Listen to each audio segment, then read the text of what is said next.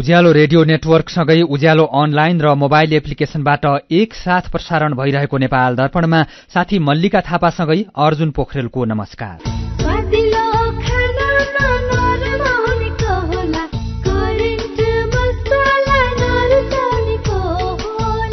नेपाल दर्पणको साथमा करेन्ट मसला र करेन्ट चिया, स्वादको झट्का। नेपाल दर्पण सुरु गरौं मुख्य खबरका शीर्षकहरूबाट। राष्ट्रपति भण्डारीद्वारा सरकार गठनको लागि दलहरूलाई 7 दिनको समय बहुमत जुटाउन नसकेमा राष्ट्रपतिले नै 30 दिनको लागि सबैभन्दा ठूलो दलको नेतालाई प्रधानमन्त्री घोषणा गर्ने व्यवस्था। आफ्नै नेतृत्वमा सरकार बनाउन पहल गर्ने कांग्रेसको निर्णय। माओवादी अझै अलमलमा। एमालेका युवा नेताहरू माओवादी र एकीकृत समाजवादी पार्टीसँग छलफलमा।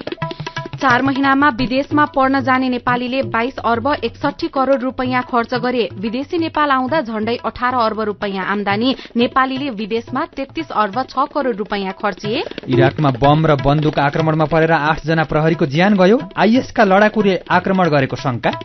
र विश्वकप फुटबलको उपाधिका लागि अहिले 9:15 बजे अर्जेन्टिना र फ्रान्स खेल्दै। पहिलो टेस्टमा भारतले बंगलादेश र अस्ट्रेलियाले दक्षिण अफ्रिकालाई हराए। तपाईलाई थाहा छ, आत्महत्याको सोच बारम्बार आइरहनु, आत्महानिको व्यवहार देखाउनु एउटा मनोसामाजिक तथा मानसिक स्वास्थ्य समस्या हो।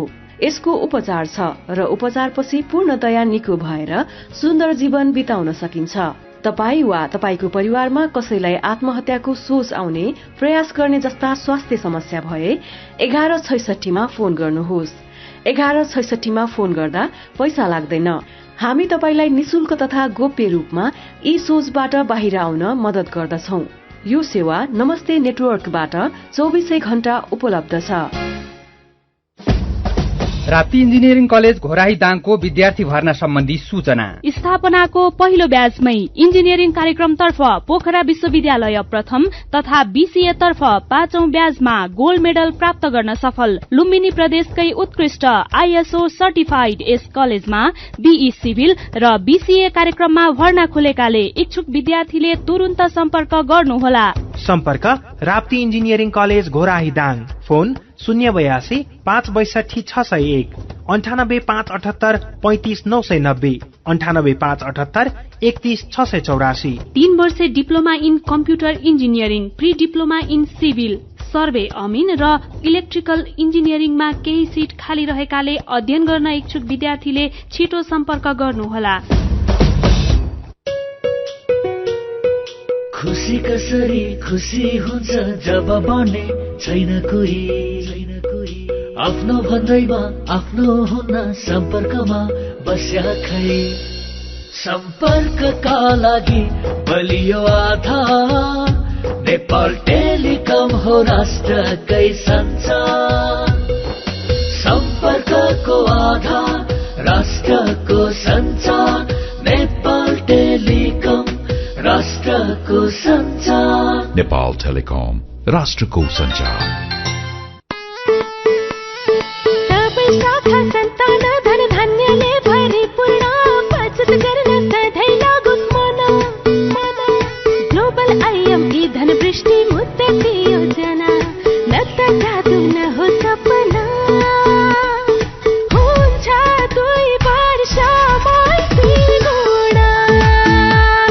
हजुर, ग्लोबल आयामी धनवृष्टि मुद्दती योजना निरन्तर बचत गर्ने बानीलाई प्रोत्साहन गर्दै प्रारम्भिक रकमको 10% त्रैमासिक रूपमा अन्तिम त्रैमास बाहेक जम्मा गर्दा प्रारम्भिक रकमको 2 गुणा 2 वर्षमै प्राप्त गर्न सकिने ग्लोबल आयामी ब्याङ्क, सबैका लागि ब्याङ्क।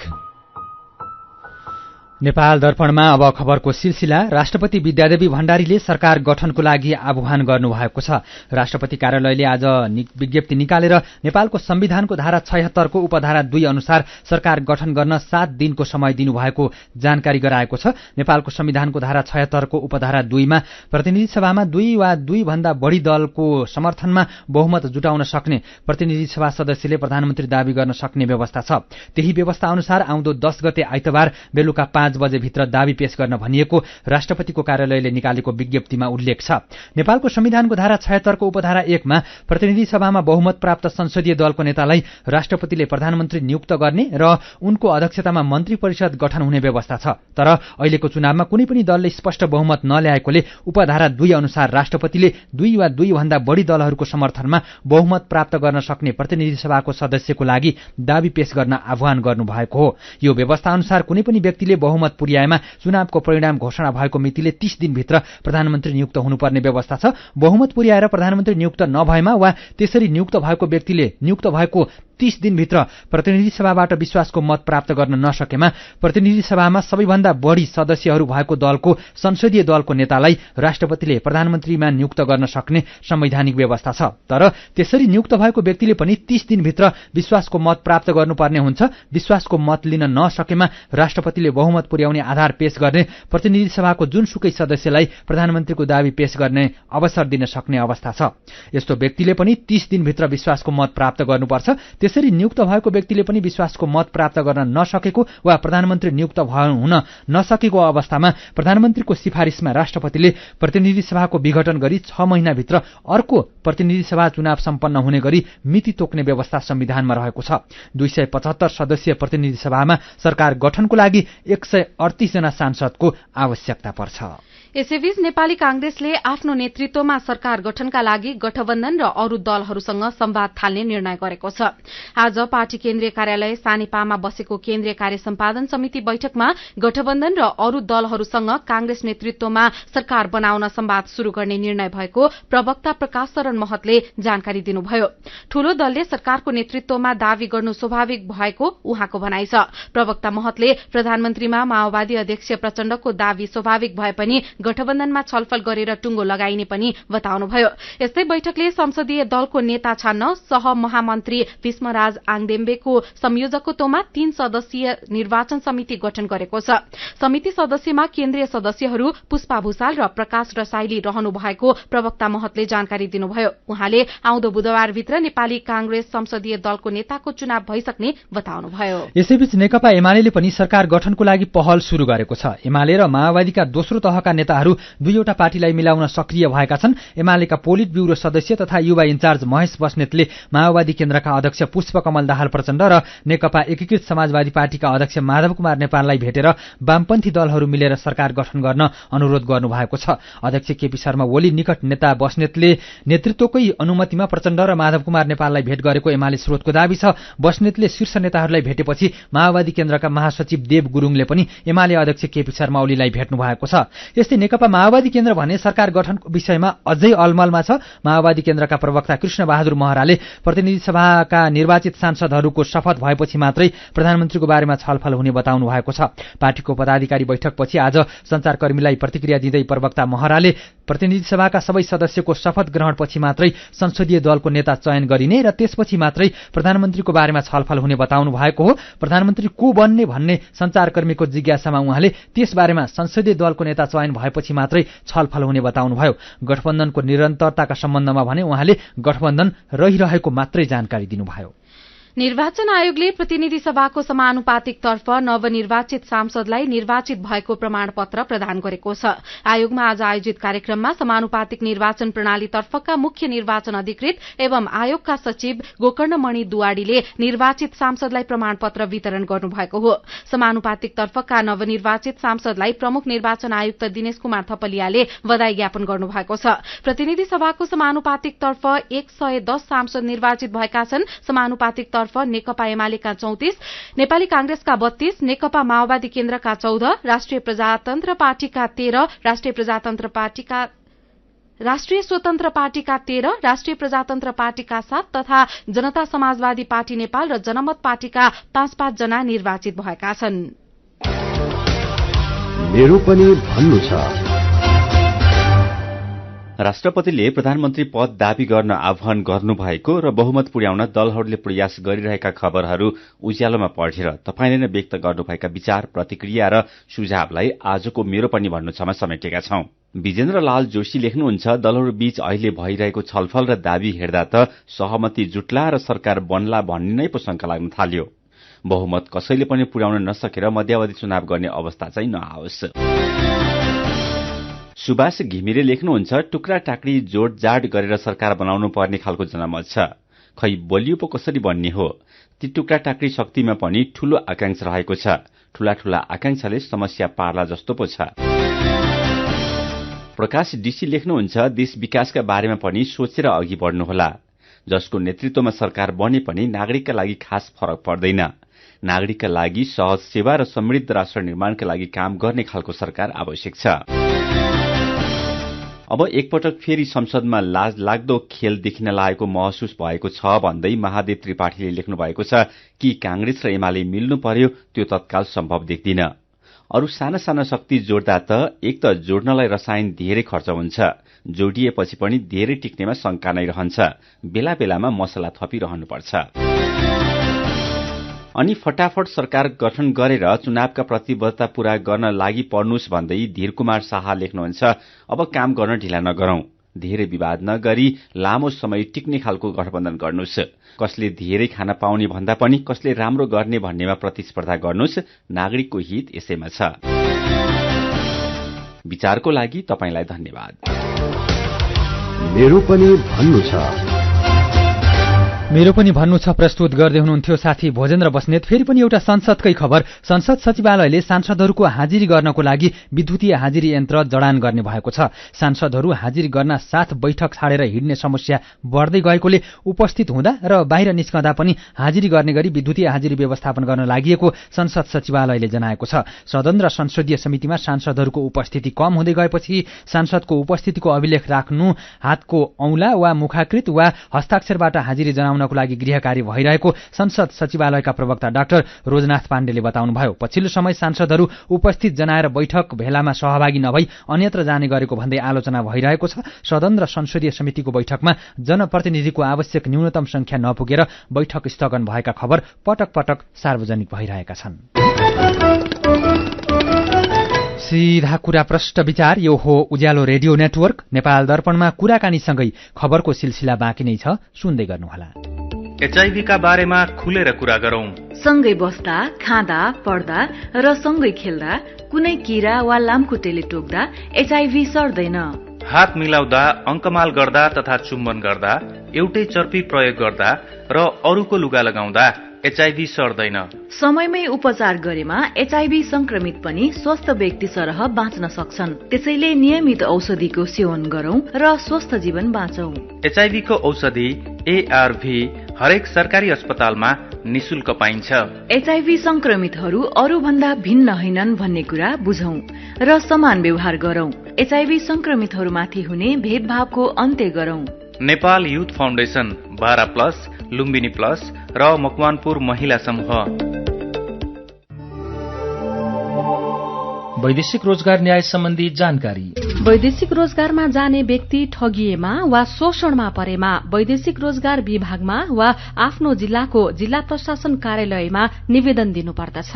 वैदेशिक रोजगार ठगी गर्ने व्यक्तिलाई 3 वर्षदेखि 7 वर्षसम्म कैद र 3 लाखदेखि 5 लाख रुपियाँसम्म जरिवाना सजाय हुन्छ। वैदेशिक रोजगारमा ठगिएको व्यक्तिले बुझाएको रकम र त्यसमा थप 50% हर्जना सहितको रकम पीड़कबाट फिर्ता पाउँछन्। वैदेशिक रोजगार ठगीको विषयमा जहिले पनि उजुरी लाग्दछ। क्षतिपूर्तिसँग सम्बन्धित उजुरी 1 वर्षभित्रमा दिनुपर्दछ। वैदेशिक रोजगारमा जाँदा लाग्ने खर्च मेन पावरमा बुझाइ भरपाई लिएमा न्याय पाउन सजिलो हुन्छ। वैदेशिक रोजगारीको सिलसिलामा ठगिएमा वा उद्धार गर्नु परेमा वा बेचबिखनमा परेमा वा तलब नपाई कानूनी सल्लाह र निशुल्क कानूनी सहायता चाहिएमा पिपुल फोरमको फोन नम्बर 01 45 23 973 मा सम्पर्क गर्न सकिनेछ। आइरेक्सको सहयोगमा मानव अधिकारका लागि जनमञ्च, पिपुल फोरम काठमाडौँ, नेपाल। विदेशबाट आइएमई गरेको पैसा सिधै तपाईको मोबाइलमा लिन मिल्छ। अहिलेको अवस्थामा बाहिर गएर पैसा निकाल्न त्यति सजिलो छैन। त्यसैले आफ्नो मोबाइल निकाल्नुहोस्, आइएमई पे डाउनलोड गर्नुहोस् अनि घर बसी बसी आफ्नो रकम प्राप्त गर्नुहोस्। विदेशबाट आइएमई गरेको रकम प्राप्त गर्न आफ्नो मोबाइल फोनमा आइएमई पे डाउनलोड गर्नुहोस्। अब आइएमई गरौँ, आइएमई पे मा प्राप्त गरौँ सजिलै। ग्रामीण स्वास्थ्य कर्मीहरूको सम्मेलनमा भाग लिन केस स्टोरी पठाउने सम्बन्धी सूचना। राष्ट्रिय स्वास्थ्य तालिम केन्द्र तथा निक साइमन्स इन्स्टिच्युटको संयुक्त तत्वावधानमा आउँदो चैत 8 गतेदेखि 10 गतेसम्म काठमाडौँमा आयोजना हुन गइरहेको ग्रामीण स्वास्थ्य कर्मीहरूको सम्मेलनमा भाग लिनको लागि स्वास्थ्य कर्मीहरूले आफूले काम गर्दाको अनुभव सँगालेर तयार पारिएको केस स्टोरी यही पुस 11 गतेभित्र राष्ट्रिय स्वास्थ्य तालिम केन्द्र अथवा निक साइमन्स इन्स्टिच्युटमा आइपुग्ने गरी पठाउनु हुन अनुरोध छ। केस स्टोरी सम्बन्धी ढाँचा सम्बन्धित प्रादेशिक निर्देशनालयमा पठाइसकेको छ। यस सम्बन्धी थप जानकारीको लागि फोन नम्बर 98417 77741 वा 98181 52584 मा सम्पर्क गर्नुहुन अनुरोध छ। उज्यालो रेडियो नेटवर्कबाट प्रसारण भइरहेको नेपाल दर्पणमा तपाईंलाई फेरि स्वागत छ। यतिन्जेल हामीले राष्ट्रपति भण्डारीद्वारा सरकार गठनको लागि दलहरूलाई आग्रह, 7 दिनभित्र बहुमतसहित दावी गर्न सक्ने, आफ्नै नेतृत्वमा सरकार बनाउन पहल गर्ने कांग्रेसको निर्णय लगायतका खबर प्रस्तुत गर्यौं। नेपाल दर्पणमा अब बाँकी खबर। चालू आर्थिक वर्षको पहिलो 4 महिनामा नेपालीले वैदेशिक शिक्षाको नाममा 22.5 अर्ब रुपैयाँ भन्दा धेरै खर्च गरेका छन्। नेपाल राष्ट्र बैंकको अनुसार साउनदेखि कार्तिकसम्म वैदेशिक शिक्षाको लागि नेपालबाट 22 अर्ब 61 करोड़ रुपैयाँ बाहिरिएको छ। यो अघिल्लो वर्षको तुलनामा दोब्बर भन्दा धेरै हो। अघिल्लो आर्थिक वर्षको पहिलो 4 महिनामा वैदेशिक शिक्षाको लागि जम्मा 10 अर्ब 70 करोड़ रुपैयाँ बाहिरिएको थियो। यस्तै चालू आर्थिक वर्षको पहिलो 4 महिनामा नेपालको खुद सेवा आय अर्थात विदेशीले नेपालमा गर्ने खर्च भने 137% बढेको छ। साउनदेखि कार्तिकसम्म नेपालमा सेवा आय बापत 17 अर्ब 96 करोड़ रुपैयाँ भित्रिएको छ। अघिल्लो आर्थिक वर्षको 4 महिनामा सेवा आय जम्मा 7 अर्ब 58 करोड़ रुपैयाँ रहेको थियो। भ्रमण व्यय अर्थात नेपालीले विदेशमा गर्ने खर्च पनि 64% बढेको छ। 4 महिनामा नेपालीले विदेशमा 33 अर्ब 6 करोड़ रुपैयाँ खर्च गरेका छन्। अघिल्लो आर्थिक वर्षको 4 महिनामा 20 अर्ब 19 करोड़ रुपैयाँ खर्च भएको थियो।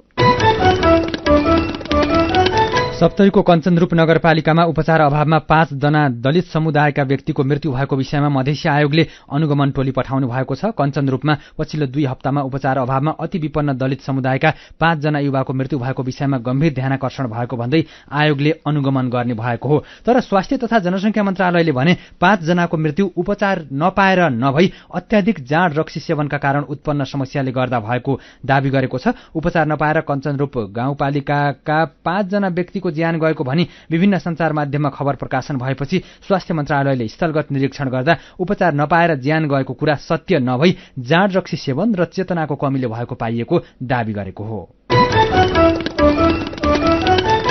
यस वर्ष हिउँदमा वर्षा कम हुने मौसमविदको अनुमान छ। पानी कम परे सुक्खा र सँगै अधिकतम तापक्रम बढ्न सक्छ। वायु प्रदूषण बढ्ने हिउँदे खेतीबाली उत्पादनमा असर पुग्ने मात्र नभई यसकै कारण अबका दिनमा आगलागी तथा डढेलोजन्य घटना पनि बढ्न सक्ने विज्ञले बताएका छन्। वर्षा कम हुँदा हिउँदमा आगलागी तथा डढेलोको मुख्य जोखिम के हुन सक्छ भनेर साथी मदन पौड्यालले राष्ट्रिय विपद जोखिम न्यूनीकरण तथा व्यवस्थापन प्राधिकरणका उपसचिव सुन्दर प्रसाद शर्मालाई सोध्नु भएको छ। यो वर्ष चाहिँ डढेलोको घटनाहरू व्यापक हुन्छ होला भन्ने चाहिँ मैले पनि अनुमान गरेको छु। अब मौसम विज्ञहरूले पनि कम पानी पर्ने, तापक्रम बढ्ने, हैन, जलवायु परिवर्तनका असरहरू हाम्रो हिमाली भेग नेपाल जस्तो देशमा चाहिँ धेरै नै पर्न सक्ने सम्भावना अब विज्ञहरूले पनि त्यही भनिरहेका छन्। त्यसले गर्दाखेरि आउँदा दिनहरू चाहिँ डढेलोको हिसाबले चाहिँ केही कठिन हुन सक्छ। त्यसैले हामी चाहिँ अलिकति सजग र सतर्क भएर चाहिँ बस्नुपर्ने अवस्था छ आउँदो सिजनमा। तपाईले भने जस्तै सजग र सतर्कता हुनुपर्ने हो भने अहिलेदेखि गर्नुपर्ने पूर्व तयारी चाहिँ के हो त? अब पूर्व तयारी भनेको चाहिँ हामीले अग्नि नियन्त्रण दस्ताहरू चाहिँ तयारी अवस्थामा राख्नु पर्यो। भनौँ न, आगो लागि नियन्त्रणसँग सामग्रीहरूको चाहिँ पूर्व तयारी गरिराख्नु पर्यो। लागिहालेमा सकभर लाग्ने नदिने उपायतिर जानु पर्यो। फायर लाइनहरू, जंगलमा अग्नि रेखाहरूलाई चाहिँ मर्मत, सम्भार, सफा गर्ने अथवा नयाँ बनाउने यस्ता कामहरू गर्नु पर्यो। जंगल र बस्तीको बीचमा चाहिँ अलिकति सुरक्षा घेराहरू पनि बनाएर राख्नुपर्ने हुन्छ अहिले, र आफ्नो घर बस्तीलाई चाहिँ बचाउनु पर्यो। त्यसको लागि चाहिँ हो राष्ट्रिय विपद जोखिम न्यूनीकरण तथा व्यवस्थापन प्राधिकरणले के तयारी गरेको छ र पालिका तहमा चाहिँ के तयारी गर्न सकिन्छ त? अब विपद प्राधिकरण भनेको चाहिँ एउटा केन्द्रीय निकाय हो। उसले चाहिँ अब भनौँ न एउटा स्रोतको व्यवस्थापन, योजनाहरू, कार्यविधिहरू बनाउने हो। त्यसको लागि चाहिँ विपद प्राधिकरणले भर्खरै दीर्घकालीन रणनैतिक कार्य ढाँचा र त्यसको चाहिँ एक्सन प्लान बनाएका छौँ। अन्तिम अवस्थामा पुगेका छ, त्यसलाई फाइनल गर्नुपर्ने अवस्था छ। त्यसमा चाहिँ सबै सरकारवाला निकायहरूको चाहिँ जिम्मेवारीहरू त्यसमा तोकिएको छ र स्रोतको व्यवस्थापन पनि गर्ने भन्ने कुराहरू छ। त्यो होइन, त्यो एप्रुभ हुन चाहिँ बाँकी छ।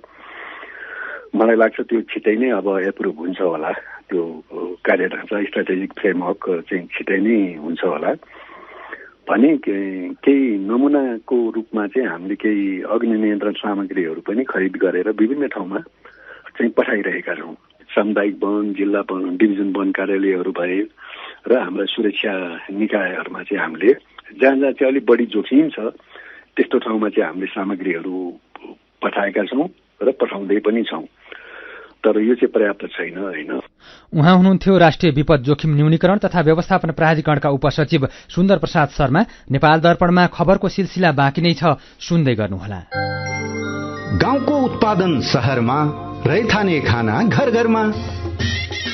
पञ्चगुणीय तत्त्वले भरिपूर्ण रैथाने कृषि खाद्य वस्तु तथा सामग्रीहरू कृषकहरूबाट संकलन तथा प्रशोधन गरी काठमाडौँ उपत्यका भरि सहज रूपमा होम डेलिभरी भइरहेको कुरा सहर्ष जानकारी गराउँदछौं। सम्पर्क तथा जानकारीका लागि रैथाने एग्री प्रोडक्ट्स नेपाल प्राली, चप्पल कारखाना, Maharajganj, Kathmandu. Phone number 01 40 15 658 40 15 662। Mobile number 98 434 21 743 र 98 550 45 242। रैथानेलाई तपाईले मोबाइल एपको लागि RAITHAANE रैथाने टाइप गरेर वा वेबसाइट www.raithanenepal.com मा गएर पनि भेट्न सक्नुहुनेछ। होइन हो दाजु भाउजू, खुसी हुँदै कस्तो नाचे। हामीलाई त तेरा भन्दा धेरै सुविधा, मुक्तिनाथ आशीर्वाद बचत खाता खोलेर। होइन के छ र यसमा त्यस्तो खुसी भइरहे? सर्वाधिक ब्याज दर, निशुल्क डेबिट कार्ड छ यसमा, मोबाइल ब्याङ्किङ अनि गजबको बिमा। खातामा बिमा हो नि, अब खुसीको छैन कुनै सीमा। बचत खातामा 1 करोड 1 लाखसम्मको बिमा हो। हजुर, अब मुक्तिनाथ आशीर्वाद बचत खातामा पाउनुहोस् 1 करोड 1 लाखसम्मको बिमा, साथै आकर्षक ब्याज दरसँगै निशुल्क भिजा डेबिट कार्ड, निशुल्क मोबाइल ब्याङ्किङ अनि 13 अन्य ब्याङ्किङ सुविधाहरूमा छुट। अब खुसीको छैन कुनै सीमा। बचत खातामा 1 करोड 1 लाखसम्मको बिमा। मुक्तिनाथ विकास ब्याङ्क, जनता ब्याङ्कमा होइन, ब्याङ्क जनतामा जानु पर्दछ। उज्यालो रेडियो नेटवर्क मार्फत देशभरिका विभिन्न एफएम स्टेशन तथा उज्यालो अनलाइन र मोबाइल एप्लिकेशनमा प्रसारण भइरहेको नेपाल दर्पणमा तपाईंलाई फेरि स्वागत छ। नेपाल दर्पणमा अब बाँकी खबर। नेपालका प्रमुख महन्त मानिएका महोत्तरीको मटिहानीमा रहेको लक्ष्मीनारायण मठका महन्त जगन्नाथ दासलाई प्रहरीले पक्राउ गरेको छ। रूपन्देहीका सहायक प्रमुख जिल्लाधिकारीको हस्ताक्षर किर्ते गरी बैंकबाट 70 लाख रूपैयाँ निकालेको आरोपमा दासलाई पक्राउ गरिएको महोत्तरीका प्रहरी प्रमुख प्रहरी उपरीक्षक कृष्ण पंगेनीले जानकारी दिनुभयो। प्रहरीले बिहान मठमै पुगेर महन्त दासलाई पक्राउ गरी अनुसन्धानका लागि रूपन्देही पठाएको प्रहरी उपरीक्षक पंगेनीले बताउनुभयो। आज अन्तर्राष्ट्रिय आप्रवासी श्रमिक दिवस मनाइएको छ। आप्रवासी श्रमिक दिवसका अवसरमा नेपालमा सप्ताहव्यापी कार्यक्रम भइरहेका छन्। नेपालमा वैदेशिक रोजगारीबाट प्राप्त सिप, पुँजी र ज्ञान, उद्यमशीलता, रोजगारी र राष्ट्रिय स्वाभिमान भन्ने मूल नारासहित दिवस मनाइएको छ। आप्रवासी श्रमिकको हित र अधिकारको रक्षाको साथै उनीहरूमाथि हुन सक्ने विभेदलाई ध्यानमा राखेर संयुक्त राष्ट्रसंघले डिसेम्बर 18 का दिन आप्रवासी श्रमिक र तिनका परिवारको सदस्यको अधिकार संरक्षण सम्बन्धी महासन्धि 1990 पारित गरेको थियो। यो सन्धि सन् 2030 को जुलाई 1 देखि लागू भएको छ। हप्ताको पहिलो दिन आज शेयर बजार उच्च अंकले घटेर राताम्य भएको छ। शेयर बजार परिसूचक नेप्से आज 27.54 अंकले घटेर 1855.06 बिन्दुमा झरेको छ। आज 250 वटा कम्पनीका 37,78,000 किता शेयर 1 अर्ब 15 करोड़ 71 लाख रुपैयाँमा कारोबार भएका छन्। चालू आर्थिक वर्ष 2079-80 को 5 महिना बितिसक्दा पनि बजेट नल्याएका 8 वटा पालिकालाई चाँडो बजेट ल्याउन संघीय मामिला तथा सामान्य प्रशासन मन्त्रालयले परिपत्र गरेको छ। सिराहाको औरही गाउँपालिका र कर्जन्हा नगरपालिका, धनुषाको नगरायन नगरपालिका र कमला नगरपालिका, सर्लाहीको विष्णु गाउँपालिका र बौद्धिमाई नगरपालिका, रौतहटको यमुनामाई गाउँपालिका र बाँकेको डुडुवा गाउँपालिकालाई मन्त्रालयले पत्र पठाएर बजेटबारे जानकारी गराउनु भनेको हो। कालीकोटमा लोप हुन थालेका चितुवा भेटिन थालेका छन्। चोरी सिकारी वासस्थानको अभावका कारण लोप हुने अवस्थामा पुगेका चितुवा अहिले छिटपुट रूपमा कालीकोटका जंगलमा देखिन थालेका हुन्। जंगली क्षेत्रमा चिसो बढ्दै गएका कारणले उनीहरू अहिले बस्ती आसपासमा देखिन थालेको जानकारहरू बताउँछन्। तनहुको म्याग्दी गाउँपालिकाले हल गोरु पाल्ने किसानलाई प्रोत्साहन स्वरूप 10,000 रुपियाँ अनुदान दिने भएको छ। कृषि उत्पादनमा आत्मनिर्भर बनाउने उद्देश्यले किसानलाई अनुदान दिने कार्यक्रम ल्याइएको गाउँपालिकाका प्रमुख प्रशासकीय अधिकृत नारायण प्रसाद अधिकारीले बताउनुभयो। गाउँपालिकाले किसानलाई 50% अनुदानमा हाते ट्र्याक्टर लगायतका सामग्री प्रदान गर्दै आएको छ।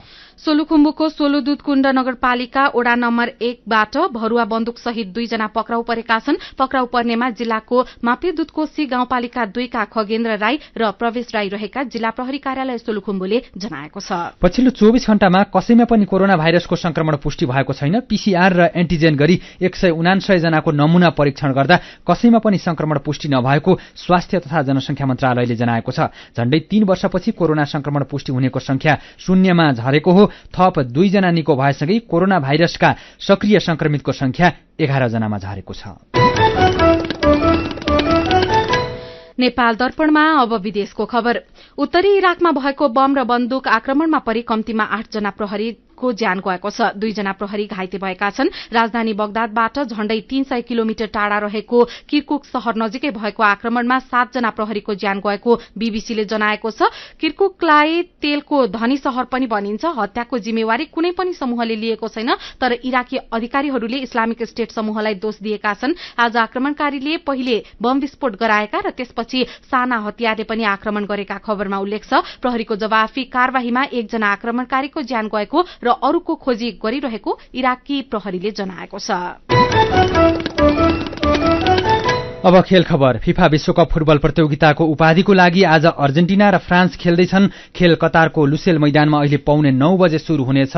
अहिले भव्य समापन समारोह चलिरहेको छ। अर्जेन्टिना पहिलो सेमिफाइनलमा क्रोएसियालाई 3-0 गोलले र फ्रान्स दोस्रो सेमिफाइनलमा मोरक्कोलाई 2-0 गोलले हराएर फाइनलमा पुगेका हुन्। यी दुई देशबीच पहिलो पटक विश्वकपको फाइनलमा प्रतिस्पर्धा हुन लागेको हो। फ्रान्स विश्वकपको साबिक विजेता टोली अर्थात सन् 2018 को विश्वकपको विजेता हो। यस्तै विश्वकपमा 8 वर्षपछि फाइनल पुगेको अर्जेन्टिना सन् 1986 पछि विश्वकपको उपाधि जित्ने सुरमा छ। सन् 2014 मा अर्जेन्टिना फाइनलमा जर्मनीसँग अतिरिक्त समयमा पराजित भएको थियो। अर्जेन्टिनाका कप्तान 35 वर्षका लियोनल मेस्सीको लागि यो अन्तिम विश्वकप हो। उनकै नेतृत्वमा अर्जेन्टिनाले गएको वर्ष कोपा अमेरिकाको उपाधि समेत जितेको थियो।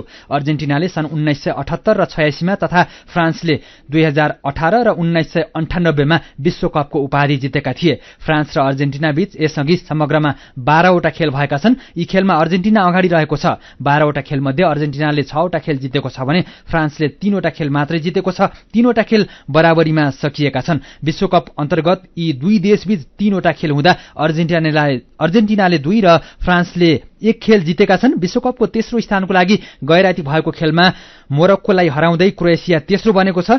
यसैबीच फ्रान्सका खेलाडी केलियन एम्बापेले आजको विश्वकप जितेमा 23 वर्षको उमेर समूहमा नै 2 वटा विश्वकप जित्ने नयाँ कीर्तिमान कायम गर्नेछन्। सन् 2018 को विश्वकप खेलेका उनले विश्वकपमा उपाधि फ्रान्सलाई दिलाएका थिए। आउँदो मंगलबार केलियन एम्बापे 24 वर्षको पुग्नेछन्। आज उनी 23 वर्षकै छन् र आज विश्वकप फ्रान्सले जित्यो भने केलियन एम्बापे 24 वर्ष मुनिको उमेर समूहमा विश्वकप जित्ने पहिलो खेलाडी बन्नेछन्। बंगलादेशसँगको पहिलो टेस्ट क्रिकेट भारतले जितेको छ। चटगाउँमा भएको खेलमा भारतले बंगलादेशलाई 188 रनले हरायो। 513 रनको विशाल लक्ष्यपछि आएको बंगलादेश आज 5औं दिनको पहिलो सेसनमै 324 रन बनाउँदा अल आउट भयो। भारत र बंगलादेश बीच 2 खेलको टेस्ट श्रृंखला भइरहेको छ। यसअघि भएको 3 खेलको 1 दिवसीय श्रृंखला बंगलादेशले जितेको थियो। यस्तै दक्षिण अफ्रिकासँगको पहिलो टेस्ट अस्ट्रेलियाले 6 विकेटले जितेको छ।